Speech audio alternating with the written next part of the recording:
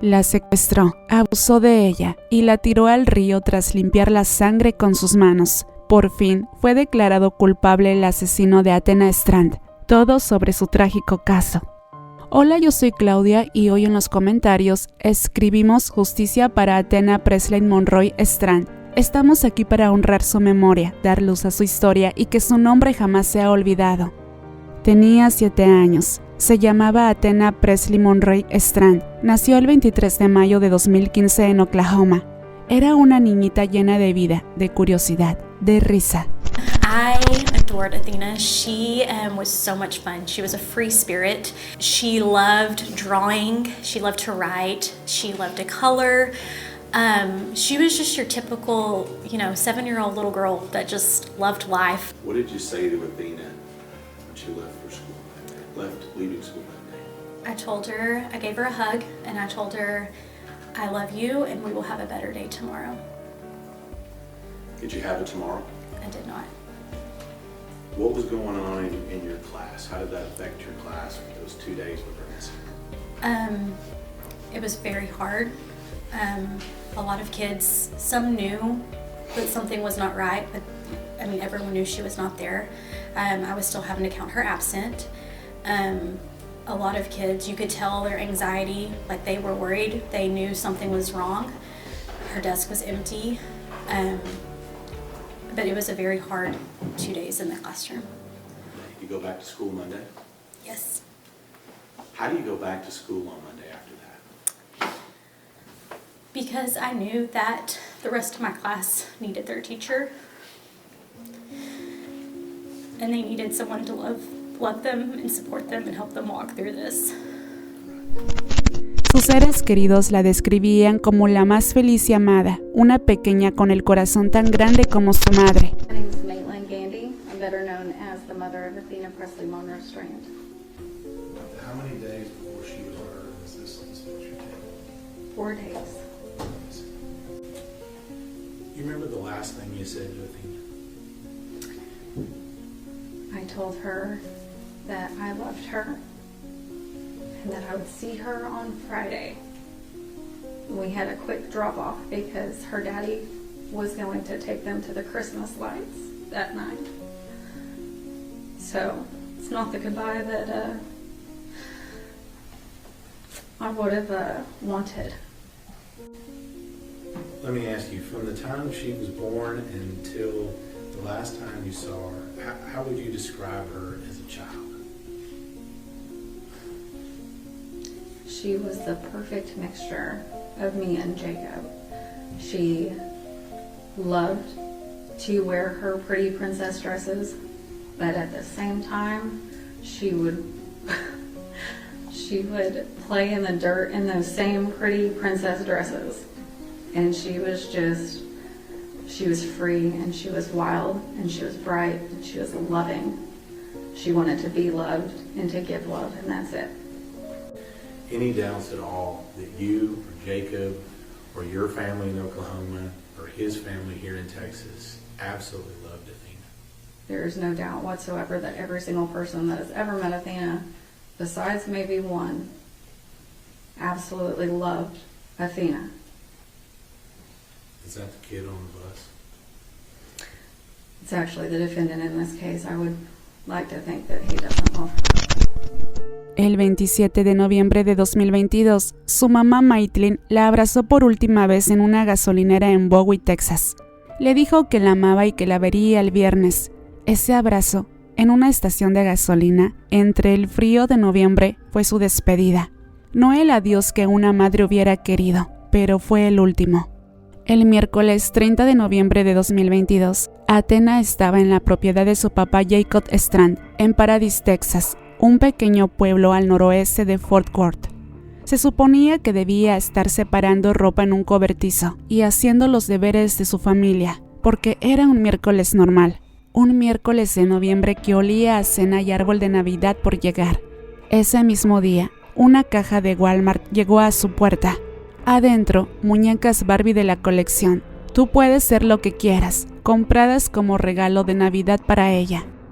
El hombre que las entregó se llamaba Tyner Lynn Horner, tenía 31 años. y trabajaba como repartidor contratado de FedEx. Horner abrió la puerta trasera de su van. Athena estaba cerca, y en ese momento él la levantó y la metió adentro. Desde el interior de la camioneta, Athena le preguntó con una valentía que quiebra el corazón: ¿Eres un secuestrador? Horner le respondió que se sentara. Le dijo que no gritara o la lastimaría. Se lo repitió 2 veces y luego le preguntó su nombre, su edad, su escuela, si su maestra era buena. Cuando Athena dijo que tenía una hermana, Horner le respondió: «Eres bonita, ¿lo sabías?». Una niñita de 7 años, sola en la oscuridad de esa camioneta, con un hombre de 250 libras. Tainer Horner intentó quebrarle el cuello. Cuando no pudo, le puso sus manos sobre su cuello, hasta que ella dejó de moverse y respirar, es decir, la estranguló. Athena luchó. Su ADN estaba debajo de sus uñas cuando la encontraron. Ella peleó hasta el último momento. We finally find her body, and here's what you're going to see once we find her body. Now this is where we start getting into punishment. Obviously, the judge has already talked to you about, at some point he's going to instruct you to find him guilty. In that particular case, we're going to talk to you a little bit about punishment. Now, I hadn't planned on talking about change of events. Got to switch gears. What does punishment look like? We have DNA. Not only do we have initial DNA from Athena that has Tanner Horner's DNA under her fingernails, we also have DNA, Tanner Horner's DNA, in places where you shouldn't find DNA on a 7-year-old girl.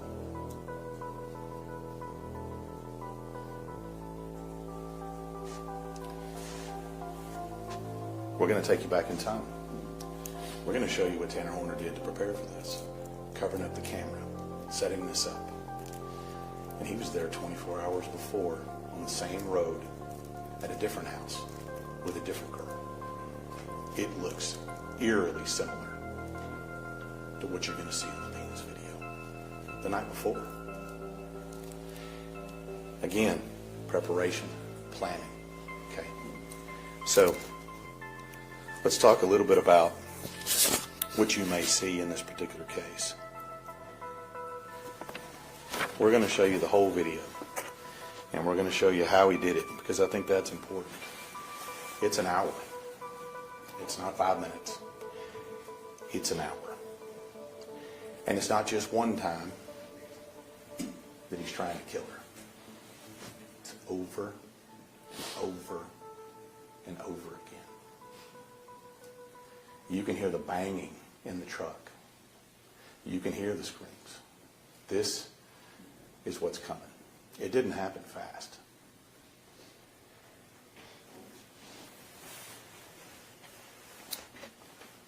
Now, when it comes to punishment, you guys know there are 2 questions, right? Future danger mitigation. We talked to them ad nauseum when you guys were doing Court Hour. I'll submit to you that the level of violence that one person can inflict on a child is important. But you're also going to hear all about this individual. You're also going to hear about past and present. And I submit to you that you're also going to hear a bunch of stuff about how he's got some kind of life problems. He's got some kind of medical problems. He's got some kind of this. He's got some kind of that. I anticipate all of that coming up.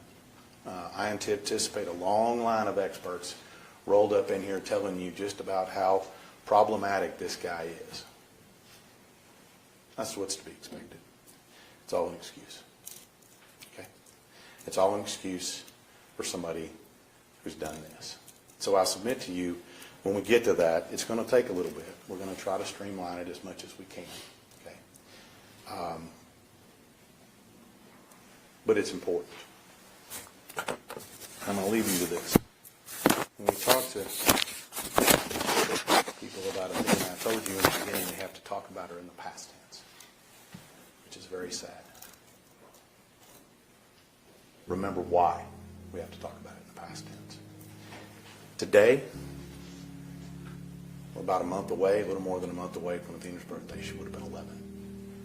Would have been 11. She would have been looking forward to summertime. She would have been in the 4th grade. Key word is would. It's in the past tense, and we know why. We're ready to present this case to you. We appreciate you being here. Thank you. Judge?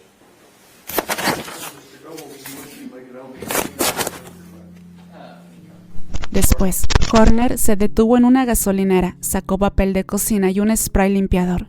Limpió el interior de la camioneta durante varios minutos con calma, como si se acabara de derramar un refresco.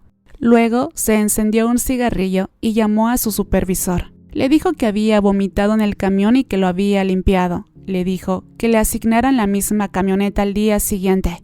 Su supervisor le dijo que sí.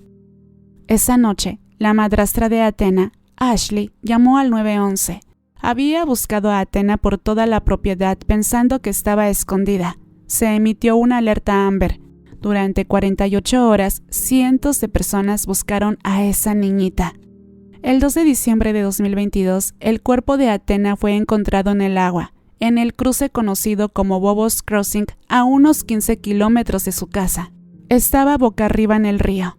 La medida forense, la doctora Jessica Dower, determinó que Athena murió por traumatismo contundente, sofocamiento y estrangulamiento. And there's different types of asphyxial deaths because you don't just spontaneously asphyxiate. There needs to be an explanation for why it occurred. But basically it means that the body is starved of oxygen. Either the blood supply is cut off or not able to supply blood, especially to the brain or the airway, or the person is not able to actually breathe and get that oxygen into the body. So examples of asphyxial death: smothering, strangulation, mechanical asphyxia, chemical asphyxia, carbon monoxide is an example. Neck area. So starting with on the forehead, there's a 1.5 inch focus of patterned abrasions that are on the right side of her forehead. So they're abrasions because they're a superficial injury of the skin, but they have this zigzag, almost like a tread-like pattern on the right side of her forehead. And then she also has a 3/4 inch contusion on the middle of her forehead. She has a 3/4 inch contusion above the lateral aspect of her left eyebrow. She has more of those pattern abrasions, of the zigzag pattern abrasions and abraded contusions that actually go across both of her eye areas, across the entire nose, from the root to the bulb. This is the bulb of the nose for me. And also across her mid-face, including the cheeks, the philtrum, which is the space between the nose and the upper lip, and she even has it a little bit on her upper lip as well. She also has a 2 by 2 inches abraded contusion on the right temple area of her face. She has a linear abrasion that's 1.25 inches just below her left eye. She has a 1/2 inch pale blue contusion of the left cheek that is just anterior to her left ear. She also has a small contusion, it's a 1/4 inch, that's on the helix of her ear, which is the loopy part of your ear. And she has a 1/2 inch contusion on the posterior aspect of her left ear. And then she also has a red contusion just posterior to her left ear, kind of in this area. She has a 3/8 inch contusion of the lower left cheek. She has a small contusion, it's 1/8 of an inch on the right side of her upper lip. When you actually pull up the upper lip and you see this flap of skin that connects the lip to the gums, that's called the frenulum. Just left of that, she's got another contusion of her gums in that area, and that's 1/2 inch. She has a very small superficial laceration on the interior of the left side of her lower lip. That's 1/16 of an inch. And then she also has, I'm just going to be real, instead of being descriptive, she has what look like bite marks. It's really a curvilinear series of lacerations that correspond with her upper teeth. She has bite marks on the surface of her tongue. There is a 1 inch linear abrasion on the submental region of her head that's under the chin. She's got a contusion of the right side of the submental region of her head. And then she has a 1/2 inch focus and then a larger 1.5 inch focus where the skin is kind of a discolored gray-brown. And that also had a pattern of abrasions that is different than the zigzag pattern I was seeing on her face. This pattern is square, and it looks more like a grate or like a mesh pattern, and that's on the left side of her jaw. She also has more of those zigzag tread-like patterned abraded contusions across the anterior aspect of her neck and the middle of her upper chest. And then she has a 1 3/4 inches linear abraded contusion of the lateral aspect of the right side of her lower neck.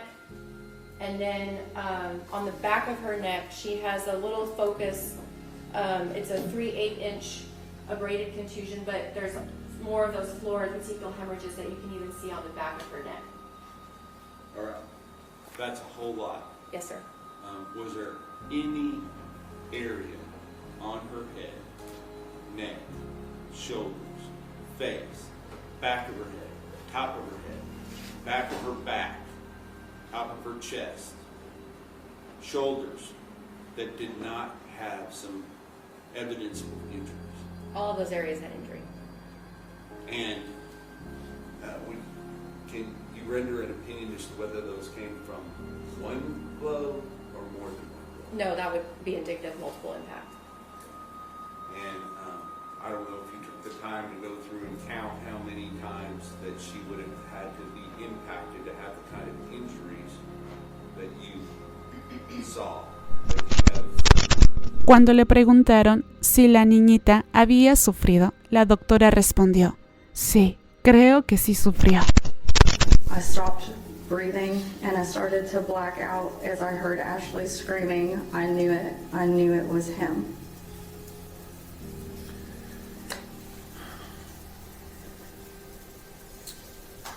At some point, you gotta be a mom again, don't you? Yes, sir. At some point, you gotta plan a funeral, don't you? Yes, sir. At some point, you gotta see Athena for yourself. Is that right? Yes. Did that happen? Yes. On Tuesday, December 6th of 2022, I was allowed to see Athena for the first time.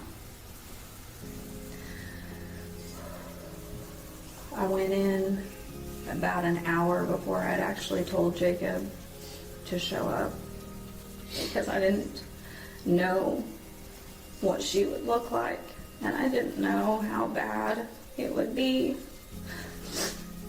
And I didn't want him to see our daughter like that. So I went in around 8 in the morning with just my dad.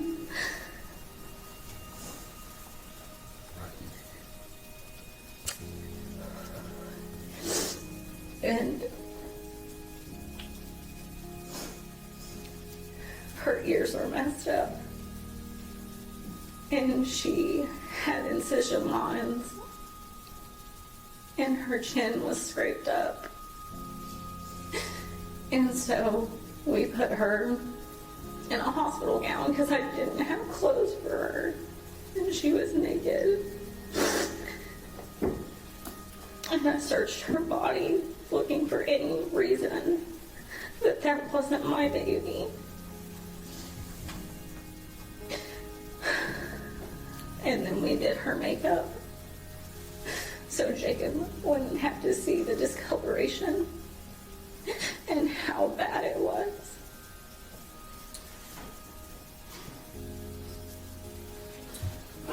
Still gotta be a mom, don't you? Yes, always.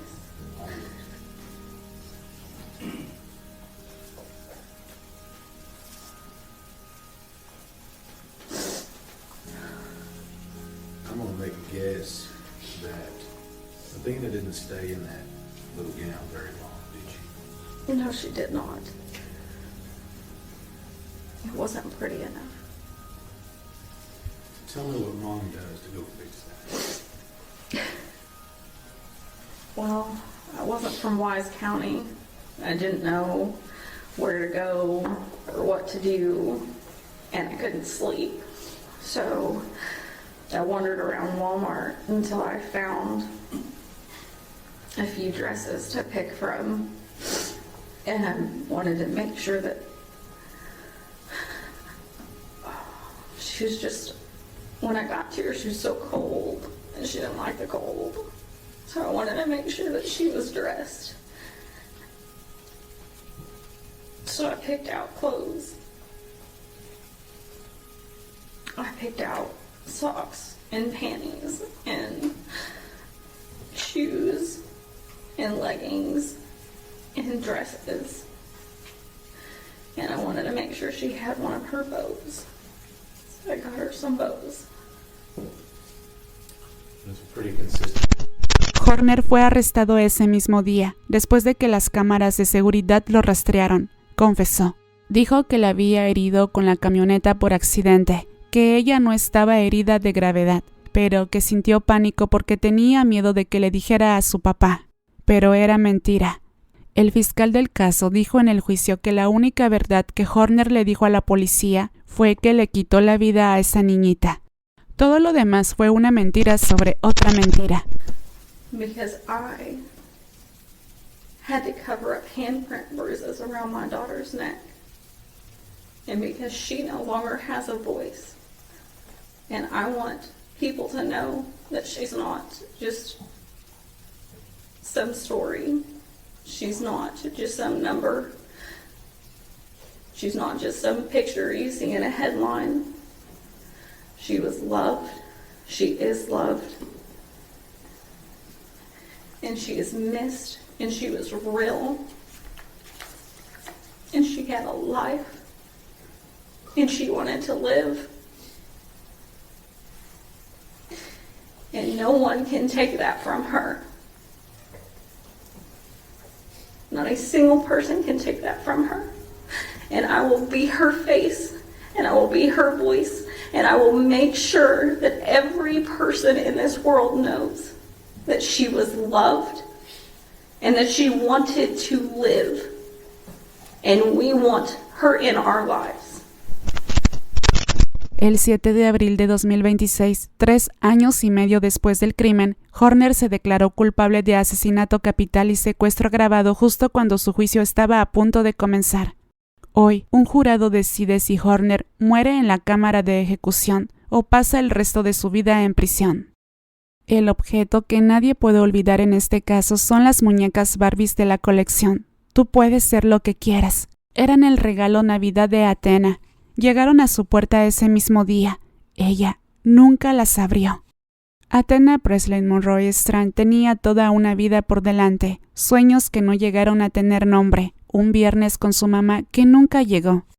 Justicia para Athena. No olvidemos escribir justicia en los comentarios por Athena. Comenta justicia. Si exiges que se haga justicia, comparte para que su nombre jamás sea olvidado. Yo soy Claudia. Si llegases hasta aquí, muchas gracias por ello. Recuerda que tengo un canal en YouTube llamado Casos con Claudia, donde estos casos de los que te hablo los publico allá de forma documental y muchos otros casos que necesitan de tu apoyo, porque tú también eres su voz. Nos vemos hasta la próxima.